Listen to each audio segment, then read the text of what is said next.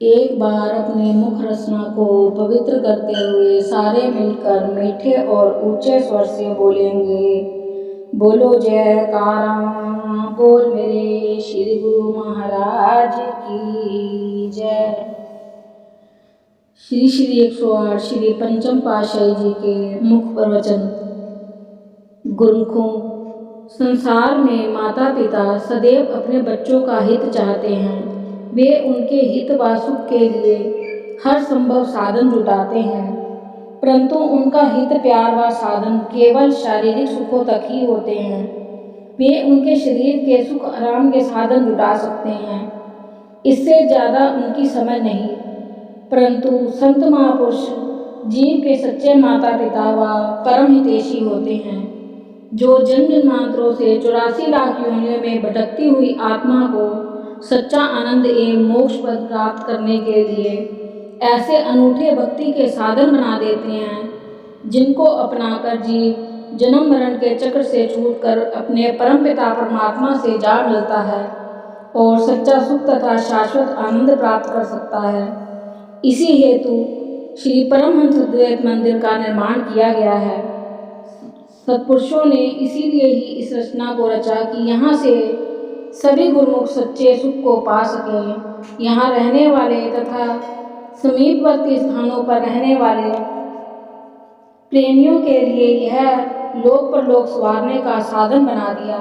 यहाँ आकर भक्ति के अभिलाषी आरती पूजा सत्संग सेवा से अपनी मनोभिलाषा पूर्ण कर जीवन सफल बना सकेंगे। यही चीज ही सत्पुरुष सेवकों को बख्शिश करते हैं, जो साथ जाने वाली है। जो लोक परलोक में संग जा सके, ऐसी बख्शिश संसार में और कोई नहीं कर सकता।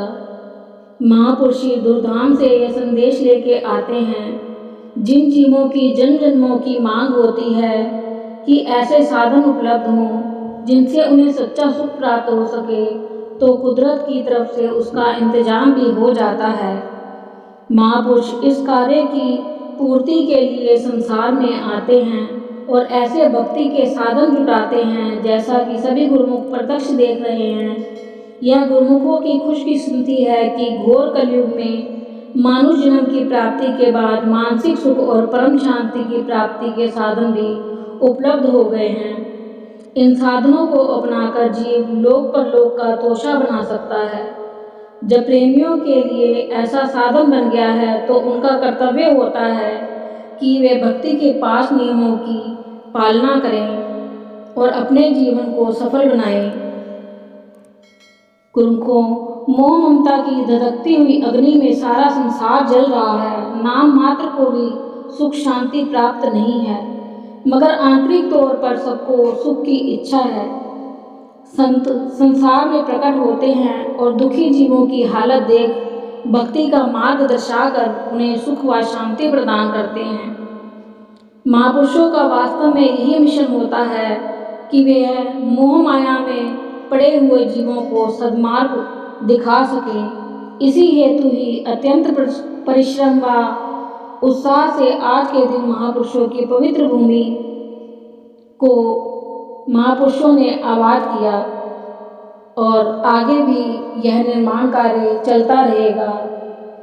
बोलो जयकारा, बोल मेरे श्री गुरु महाराज की जय। बोलो सांचे दरबार की जय।